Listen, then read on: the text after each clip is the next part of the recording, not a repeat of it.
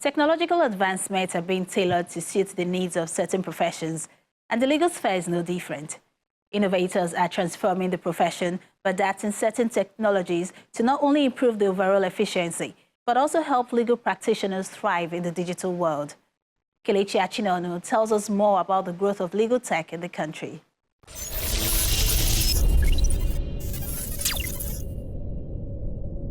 I think that, like they say, when there is a will, there is a way. There's like a lot in Nigeria, for instance, there's a lot of work that we need to do, especially around collaborating with certain stakeholders. So in our case, we've had situations where the government is on one side trying to figure out what to do, but they are not speaking to us or collaborating with us in the field, in the sense that they're not speaking to the participants in that sense, people that are building startups, founders, operators in the space that are doing these things. So there has to be a collaboration between the government and also the innovators or the operators. Innovation in this sense of legislation should not stifle or should not kill innovation. It should rather improve it. It should encourage growth and then, encourage innovation within the ecosystem. Well, you're right about that. But, there's no doubt that legal tech has transformed the practice of law and the delivery of legal services across the world. But what is the current state in Nigeria? Yes, you are correct. It has definitely transformed, legal service delivery around the world. But in Nigeria, it seems that we are playing catch up. And that's because, one, this is something I'm really very particular and passionate about, how we are able to leverage technology to, facilitate access to justice or even legal services delivery. But in Nigeria, you can count maybe a handful of people, less than 10 startups or less than 10 innovators that are able to go the extra mile to, to innovate in the space or to create products that are able to disrupt legal services delivery. And it's not particularly their fault. Another thing is the ecosystem itself, the kind of structure or system in place that can encourage this. Every day we hear investment conversations or news this person has raised in the fintech, the insurtech space, but in the legal tech space, you hardly hear that. That's one is because, Nigerians, we are used to pro bono services. Everything that has to do with law is equal to pro bono. So being able to bill Nigerians or charge Nigerians a fee for providing services seems like a long shot. And that is like something that I'm happy that startups or companies like Law Pavilion, NWLR Online, Wikipedia, Next Counsel are trying to push these boundaries. But I would dare say that there's a lot of work to be done within the system or within the structure itself to encourage more people, encourage more innovators, encourage more solutions that are able to solve problems in both the justice space and facilitate better access to legal service delivery. Now let's go to our laws. How can we reform our laws to reflect the advancements in technology? I would say that one, it starts from a realization that something is wrong. In that sense, we need to be able to understand that, yes, we need help.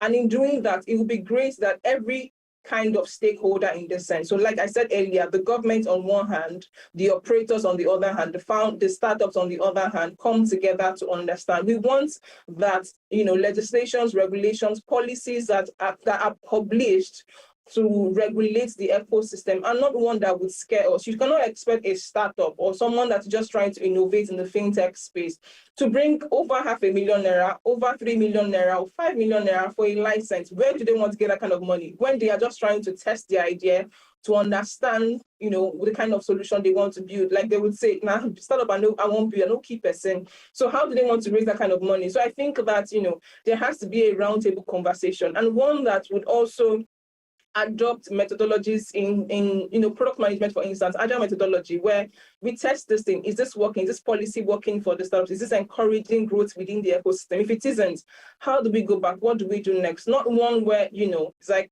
a policy is published without any consultation or any particular research, and it just feels like everybody has to align with it. If you don't align with it, you are out of business in that sense. We need a lot more collaboration that leads to certain kinds of action that fosters growth and innovation within the ecosystem.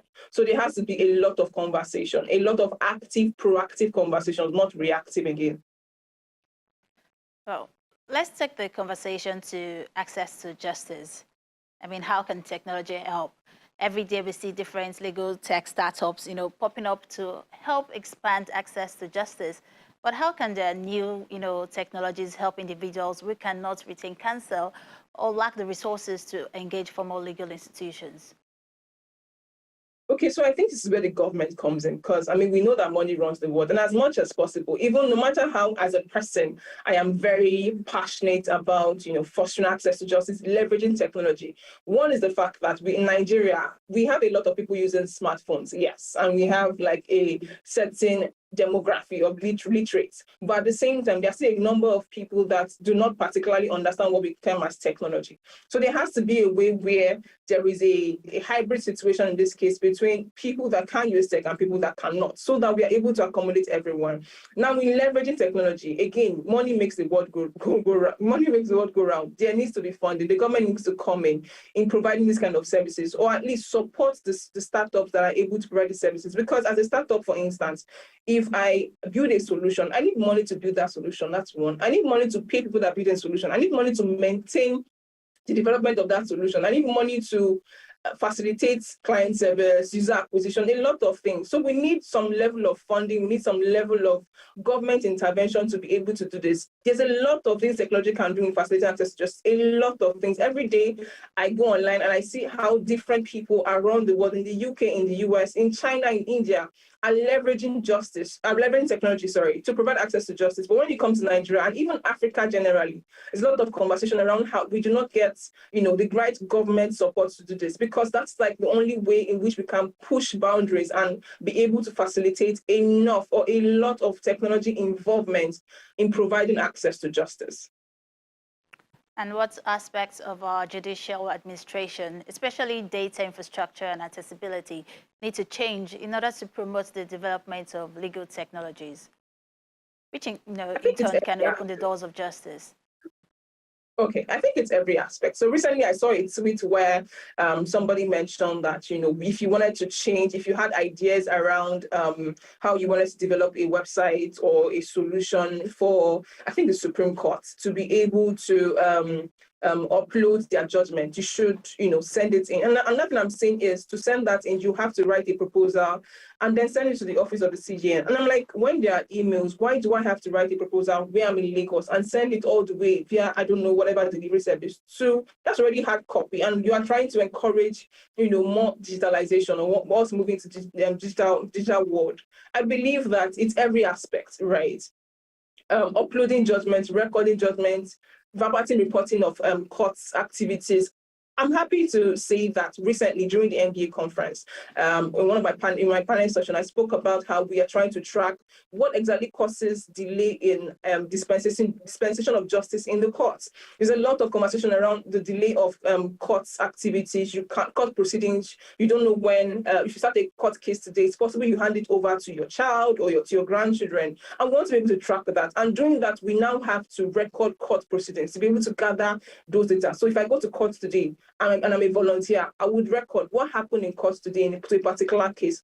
So by the time we are done with all that over a period of time, we're able to track, is the lawyers that are delaying this these proceedings? Is it that it's the judge himself? Are the judges over our justice overwhelmed, right? Is it the system itself that set us up for failure? By the time we do all that, we'll be able to definitely hit the nail on the head. And this is something that I'm happy that, we are already opening ourselves up to, at least at the NBA level. And it's something that's also happening in the judiciary. Let's also, with respect to data infrastructure, technology can do everything, a lot of things, a lot of changes. We just need to be open to it. We need to be open to, being able to leverage it to make things better.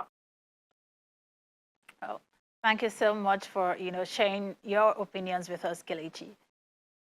Thank you for having me.